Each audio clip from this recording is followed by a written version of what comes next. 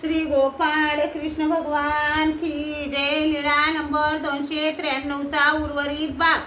तेव्हा साधा म्हणाली, मरा रे अशी आमची माणसं काय करतील. नारळाला आमची माणसं इतकी निस्वार्थी आहेत की त्यांना काही दिले तरी ते घेत नाहीत.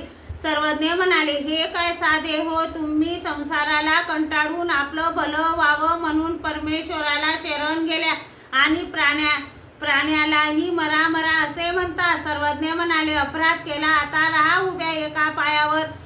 साधा एका पायावर उभी राहू लागली, परंतु लठ्ठपणामुळे तिला एका पायावर उभे राहता येत नव्हते म्हणून धडकन खाली पडली.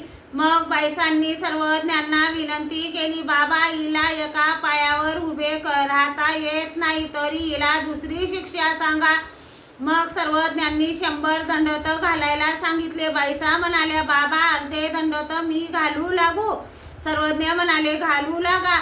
मग बाईसाने अर्धे दंडोते घातले, अर्धे साधाने घातले. मग सर्वज्ञ म्हणाले, येथोनी तुम्ही ऐसे होवावे की हा जणू तुमते डोईये मारील, परी तुम्ही डोईची ओढवावी की मुक्तीची चांड तेने मुंगे विरून चिंतावे. मग साधा श्रीचरणा लागली. तिकडे भट्टोबासांनी गुजराला न्याय निवाड्यात निरुत्तर केले. न्याय करणाऱ्यांनी म्हटले, अरे, हे काय करतील तुझ्या नारळाला. आता तू यांच्या सर्वज्ञांजवळ जा, शेण माती अंग माखून आडवा पड, मग तेच काय ते सांगतील. मग भट्टोबास पुढे आले, सर्वज्ञांना दंडते घातले,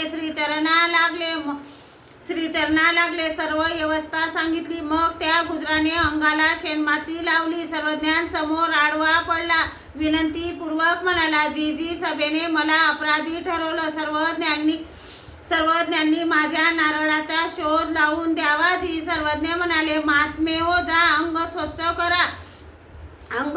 करा. मग तो अंग धुवून आला. सर्वज्ञ म्हणाले, श्री गोपाळ कृष्ण भगवान की जय.